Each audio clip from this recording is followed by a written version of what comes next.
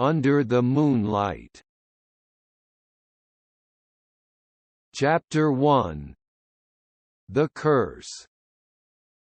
In the heart of the forest, under the pale moonlight, I stand alone.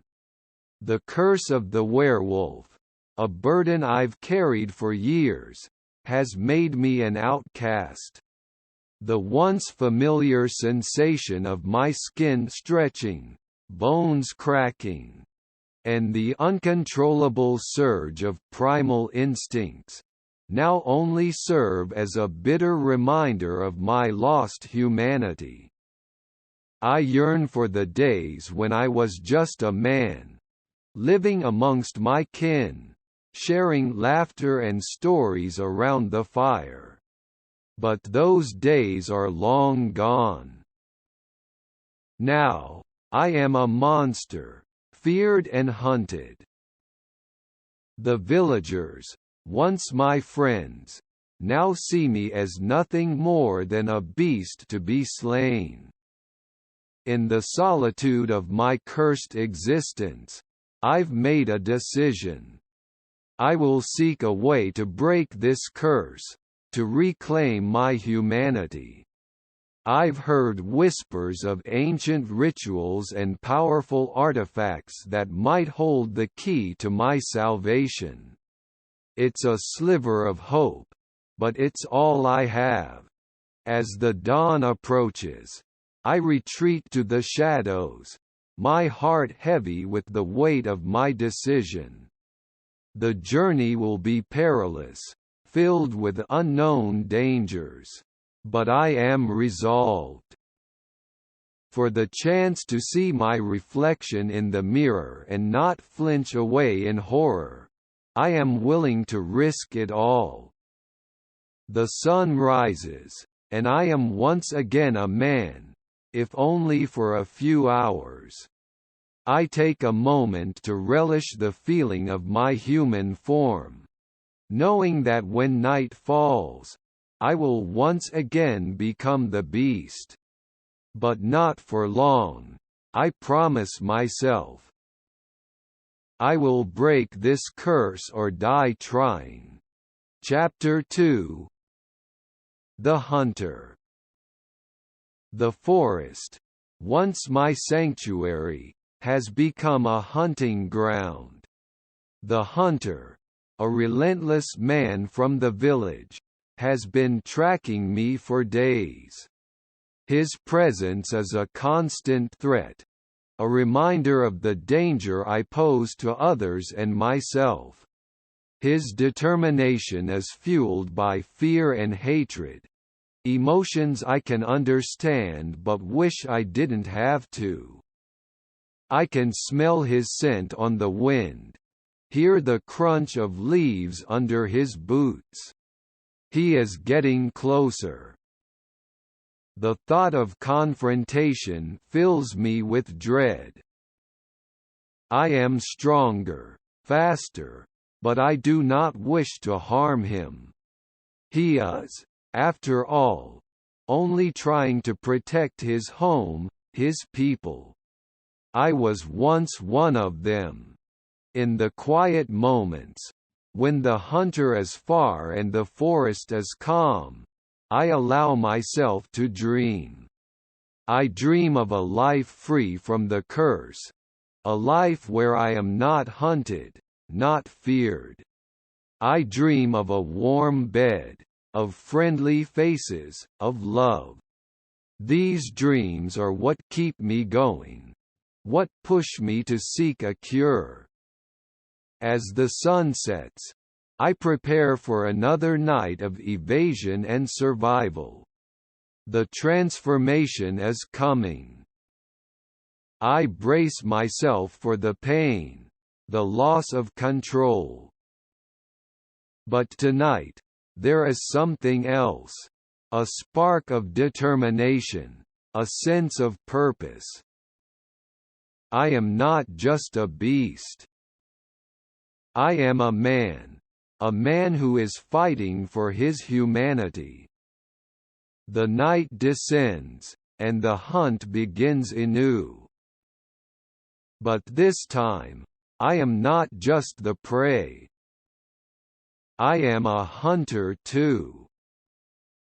A hunter in search of redemption, of salvation. And I will not stop until I find it. Chapter 3.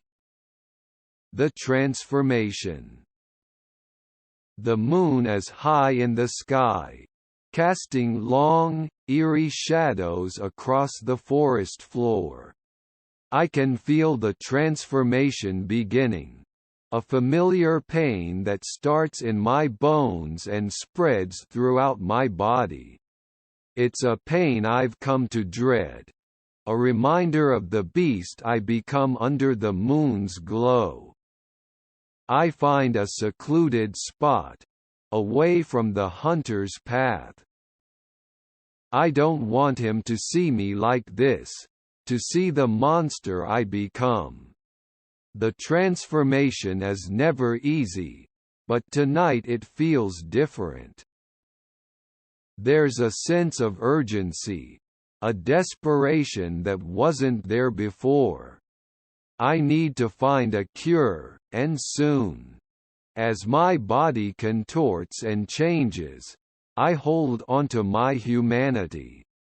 I think of the village, of the life I once had. I think of the hunter, of the fear in his eyes. I am not a monster. I am a man. A man cursed with a beast's form, but a man nonetheless. When the transformation is complete, I am no longer in control. The beast takes over, driven by primal instincts. But tonight, there's a change. I can feel my consciousness, my humanity, lingering. It's a small victory, but a victory nonetheless.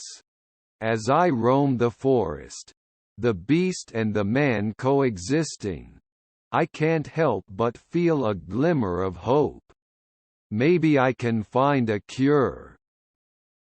Maybe I can reclaim my humanity. Maybe, just maybe, I can change my fate. Chapter 4. Homecoming. As I tread down the familiar path to the village, my heart beats a nervous staccato in my chest. The village, once my home, now seems alien and intimidating. My senses, human once again, register the mundane sounds of life. Children's laughter, the clang of the blacksmith's hammer, the murmur of the wind through the trees. Yet beneath the daily rhythm of life, I can taste the undercurrent of fear and suspicion that pervades the air. Entering the village square, I see my own image reflected in the villagers' wary eyes. The once jovial baker, the kind-hearted seamstress, my old friends, they all avert their gaze as I pass, their faces a mirror of fear and distrust. It's as if my human form, so painfully regained, is but a ghostly mask to them, underneath which they still see the beast I once was. I am a man haunted by his beastly past, living in a world that is not ready to forget or forgive. And as night falls over the village, I retreat into the shadows once more, the hunter's presence a grim reminder of the battles still to be fought. Chapter 5. Journey's End. It's in the dim, whispering hush of twilight that I feel the end approaching. I'm standing on the precipice of the forest, the village just a silhouette against the dying light. This is it. the moment that both my human heart and wolfish instincts have feared. I can hear the villagers' voices carried on the wind, a cacophony of anger and fear. I can smell the hunter, his distinct scent mixing with the earthy aroma of the impending storm. My memories, now ghostly echoes of another life, cascade through my mind. The joy of running free under the moonlight, the agony of the transformation. The taste of human food after a long absence, the chill of rejection from those I once called friends. Each memory is a stark reminder of the harrowing journey I've endured. There's a sudden hush, as if the world is drawing a breath. And then, the silence is broken by the sharp crack of a rifle, a sound that shreds the tranquility of the night. I feel a sting, then a spreading warmth, and then nothing. My knees buckle and I collapse, my eyes reflecting the somber face of the moon. The last thing I hear is the triumphant cry of the hunter. The last thing I feel is the cold, forgiving kiss of the earth. As darkness claims me, I find a strange sense of relief. The struggle for acceptance, for peace, is over. I am neither man nor beast anymore. Just a fading echo in the forest, a whisper on the wind. My journey, as tortuous as it was, has finally come to its inevitable, tragic end. And in the depth of that sorrow, there's a shred of solace. For the werewolf, the outcast, the loner, the journey is finally over.